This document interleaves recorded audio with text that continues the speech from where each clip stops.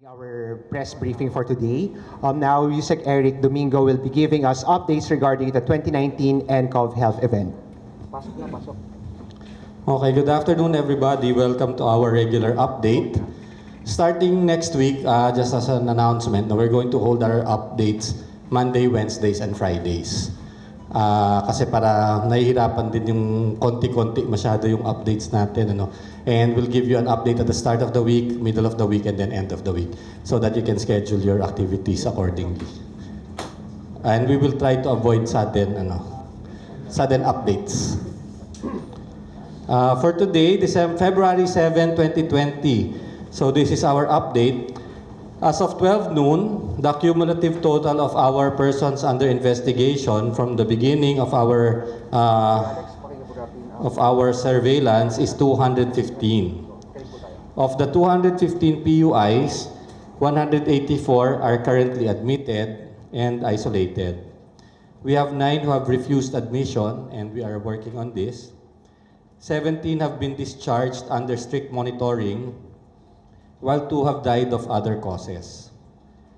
The first PUI death is a case of pneumonia in an immunocompromised patient, while the second PUI death, which was confirmed yesterday, is a case of pneumonia in a patient with underlying restrictive lung disease. We would like to urge everyone, especially the PUIs who refused admission, to please cooperate with the DOH, their LGUs, and the Philippine National Police. We're asking the help of the local government units and PNP. We'd like to remind them that it is our duty as citizens of this nation to assist in protecting the health of our fellow men. We owe it to the Filipino people to do our part in preventing the spread of this disease and put everyone's mind at ease. The DOH, through its Centers for Health Development, is coordinating with LGUs and the PNP to assist PUIs who are refusing hospitalization. DOH is also in close coordination with the Department of Foreign Affairs and concerned embassies on foreign nationals refusing admission. The 215 total already includes the 3 confirmed 29 nCoV ARD cases, of which 1 is still admitted at this time. 1 has been discharged, and we have 1 mortality, as you all know. Meanwhile, 57 PUIs have tested negative, and 3 have tested positive, and the DOH is awaiting the results of 155 cases, and these tests are being done at our ITM.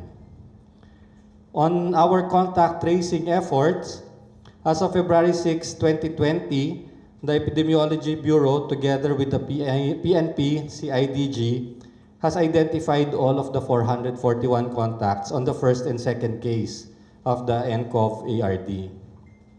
Of this number, of the 441 which we have identified, 379 were passengers and crew from flights taken by the confirmed cases, while 62 contacts were from the hotels, resorts, hospitals, public vehicles, and other places visited by the confirmed cases.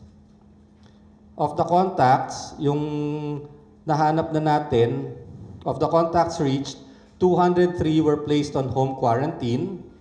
Wala silang signs and symptoms, wala silang nararamdaman, walang lagnat at ubo. While the remaining 32 contacts that exhibited symptoms were categorized as PUIs. 32. 203 yung home quarantine na walang symptoms. Yung 32 merong symptoms. The remaining 206 have yet to be interviewed. So, na-identify na natin sila, alam na natin sila, kaya lang meron 206 na hindi pa namin na-interview because of erroneous contact information that's written, for example, on the flight information. But the EB is already coordinating with the PNP and local authorities to facilitate contact assessments and interviews so that we can go exactly where they are. Upon the release of the laboratory result of the third confirmed case, EB has also initiated contact tracing. Yun yung flight niya from China to Cebu, and then yung Cebu, and then stay in the hospital in Bohol. No?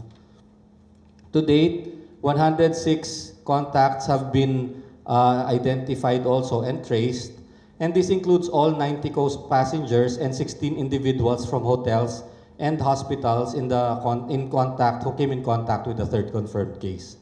So may 106 contacts tayo ngayon na lalapitan.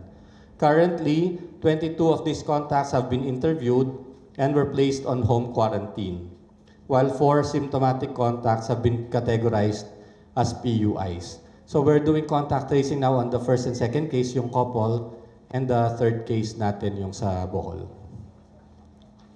Okay, you'll be entertaining 5 questions from the media today. Aiko, then Ma'am, then Trish, and then Sir Rafi.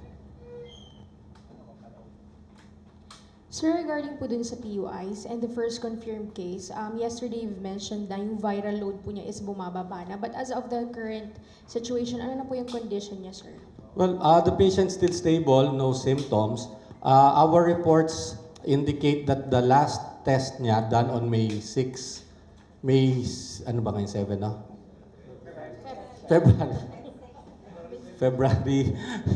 February 6, I think yung latest niya was negative already. But we already sent sample for the second test kasi we need 2 consecutive tests to be negative before we discharge the patient.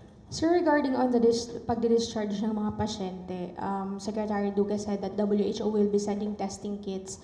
Kapag yun daw po yung nangyari, mas mapapabilis yung pag-discharge sa mga negative.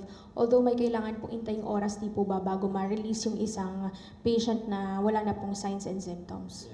So the WHO is helping us both with number 1, yung reagents and primers for the complete test that we're doing at RITM. Now, the WHO was also in the process of validating yung quick test kits. These are the ones that can be used at the point of care kung saan pwedeng i-test.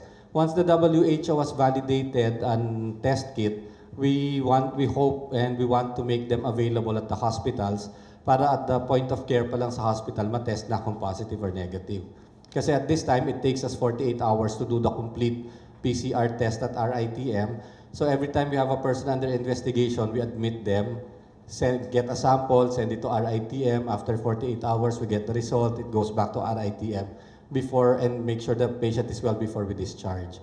So once we have the quicker test kits that are WHO validated, the turnaround time will be shorter.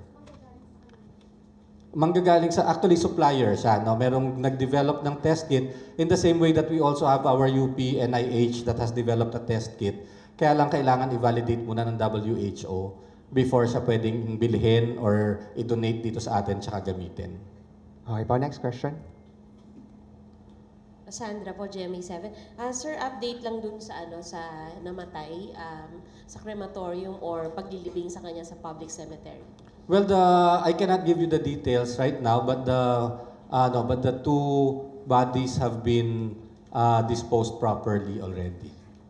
Wala na sila dito sa Lazaro and of course all following safety procedures.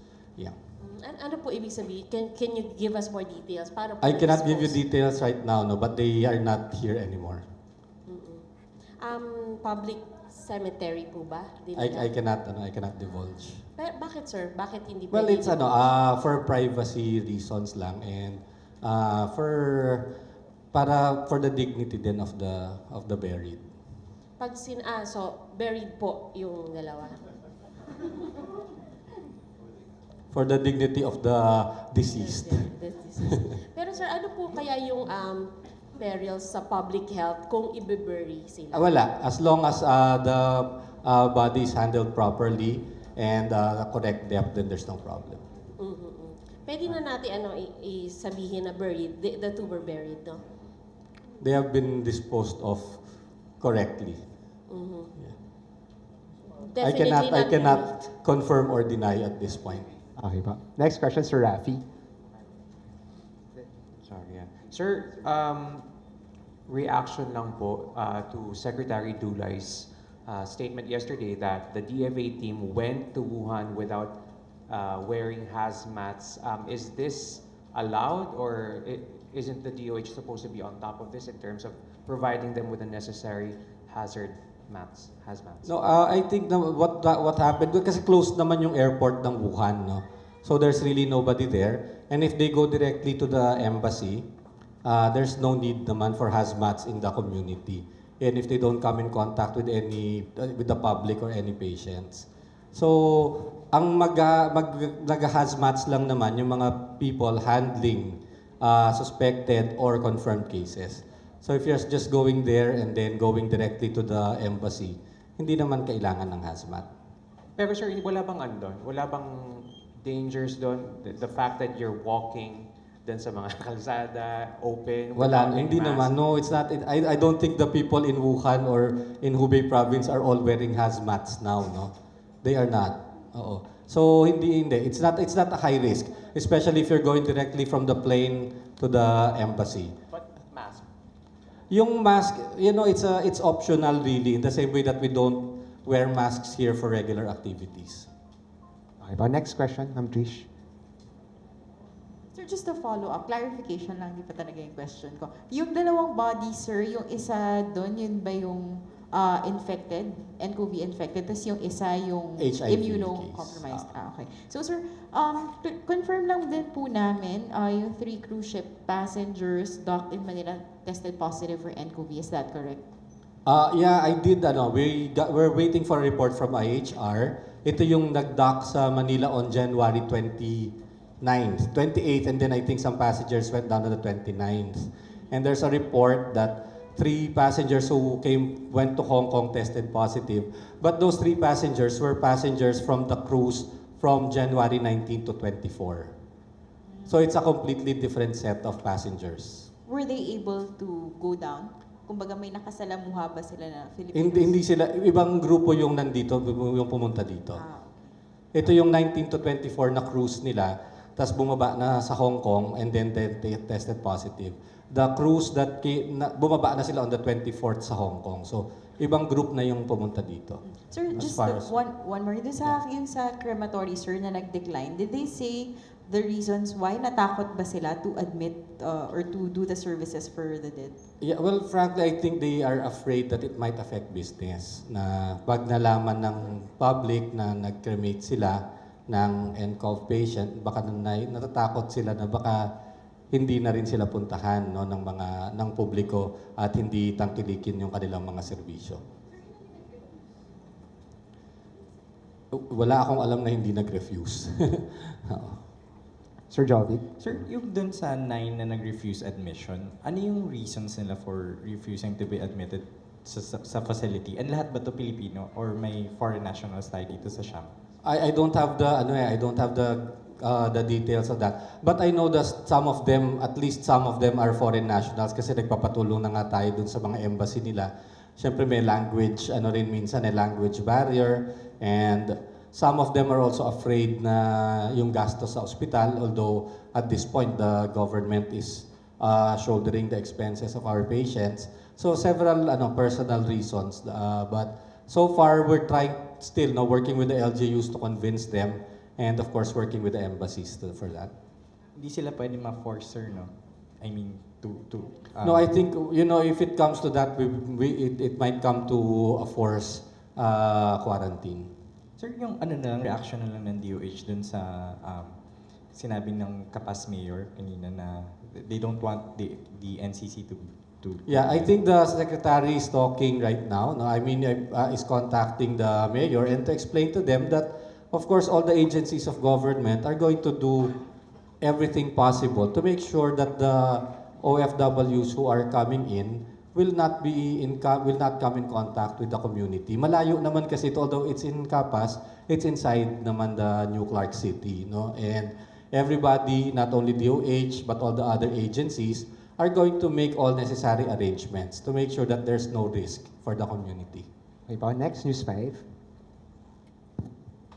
Sir, yung families po ng to be repatriated na Filipinos, were they already informed of the repatriation? Kasi sabi po kahapon, they are discouraged to welcome their families. Yeah, well, I'm sure the people who will be repatriated have already contacted their families, no? And if they want to come home, the policies of government really is for every Filipino who wants to come home, we will welcome them and actually arrange for their safe transit to the Philippines and safe quarantine. Totoo yun, may nakausap na ako actually ng mga nakauwi na OFW even before the lockdown, and some of them have problems na yung families nila mismo ang ayaw tumanggap sa kanila. But of course, we ask everybody to be more naman siguro mas yung puso naman nila para sa mga kapamilya nila, lalo na kung nakalagpas sa 14-day quarantine period tapos na-test natin na negative. Then gusto lang naman siguro nila umuwi sa mga pamilya nila.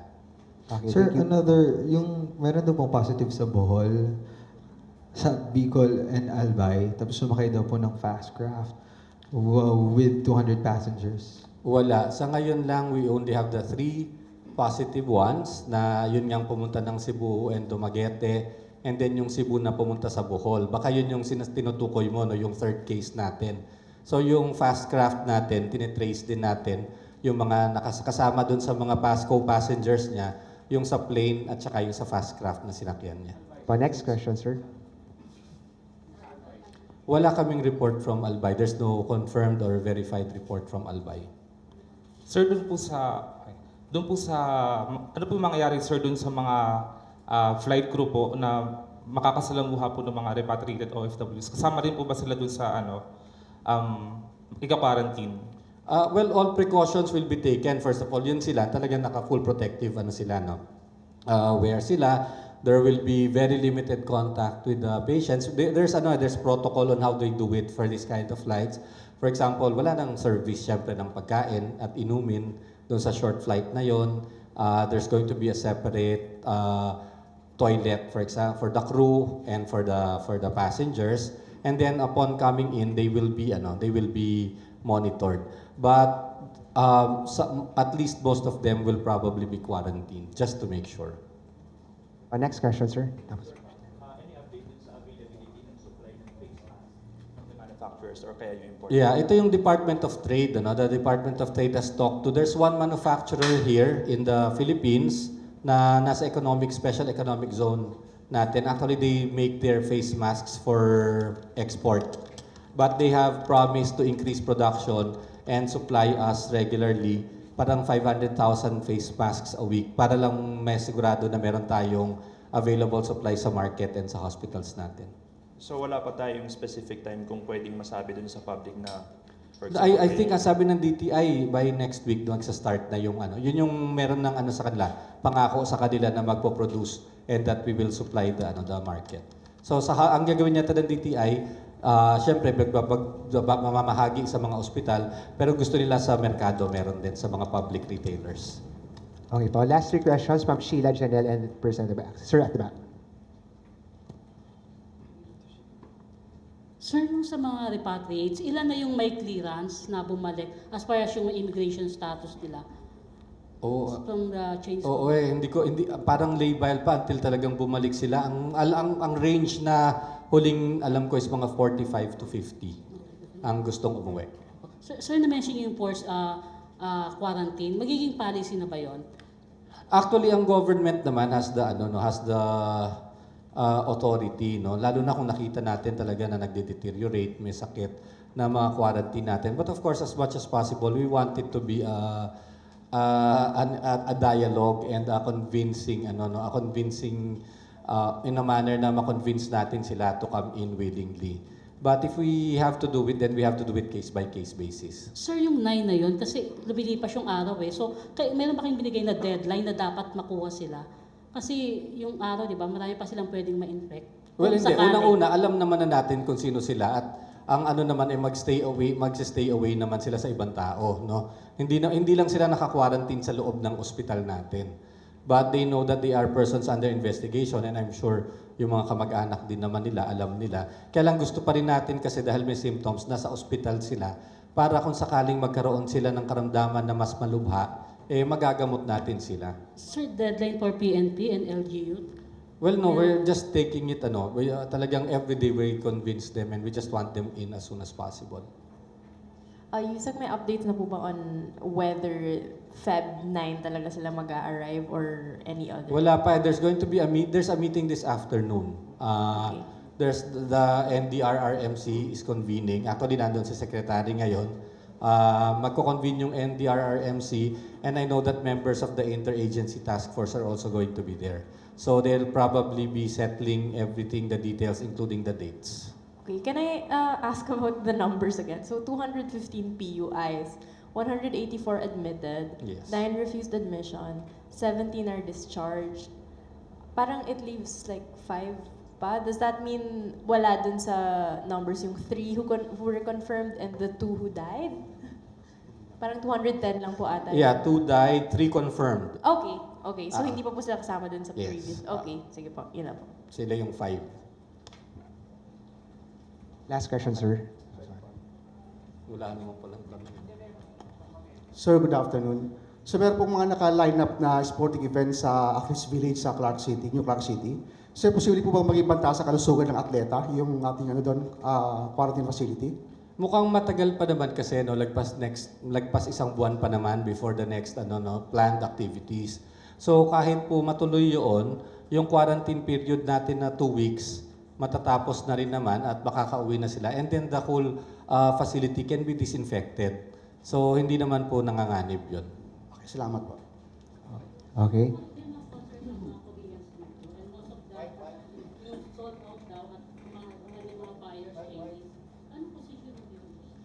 Well, kung yung buyers nila, Chinese, tas wala pa sila dito, hindi naman sila makakapasok. Kasi Sir, wala I na, mean, yung meron may mga tayong ban. Chinese nationals na nandito na karamihan daw ng mga bumili ng tickets. Well, you know, the Chinese nationals who are here have been here for more than a week, no? At saka lumagpas before the ban naman sila nandito, no? So they are here legally, and there's no... Yung safety, sir, can the concert push to? No, that's up to the concert organizers to decide, no? We've always naman, nag-a-advise lang tayo sa lahat na mag-avoid ng mga crowded places, di ba? Lalo na kung merong mga may sakit na kasama naman yun sa mga panukala natin tsaka sa mga abiso natin sa lahat. And of course, nasa decision naman yun ng event organizers. Yusek, just to be clear po, may unanimous decision or resolution ang municipal council ng Kapas. So kahit ganun po yung nangyari, since kayo yung leading agency po nito, push through pa rin po yung New Clark City. I think yung interagency task force that's being led by the DOH will probably, of course, talk to the LGU. Kasi hindi naman pwedeng lahat ng LGU aayaw. Mga kababayan naman natin itong uuwi. Hahanapan naman natin sila ng lugar na safe, na malayo sa komunidad, na makakapanghawa. And of course, we will appeal naman sa puso't damdamin nila na i-welcome natin itong mga kababayan natin dahil sisiguraduhin naman ng lahat ng ahensya ng gobyerno na hindi malalagay sa panganib yung kanilang mga mamamayan. And assurance lang po na lahat po ng dadalhin sa quarantine facility is yung wala na pong symptoms kasi direkta po silang ilalagay na sa health facility. Oo, totoo yun. Pagbaba ng eroplano, paglapag pa lamang, actually bago pa lang sila umalis doon, bago sumakay ng eroplano, i-check na. Tapos sa eroplano, may kasamahan din tayo doon ng mga taga-DOH na health personnel na magbabantay para kung may magkakasakit man. Ilang oras lang naman yung flight na yon. Pagdating nila dito, nakasalubong ang Bureau of Quarantine natin. Titingnan din kung merong may sakit sa kanila. Kung meron sa kanilang may sakit at may nararamdaman, diretso yun sa ospital. Ang ilalagay lang natin sa quarantine facility, yung malulusog at walang pinapakitang sintomas. Okay, thank you very much. Thank you.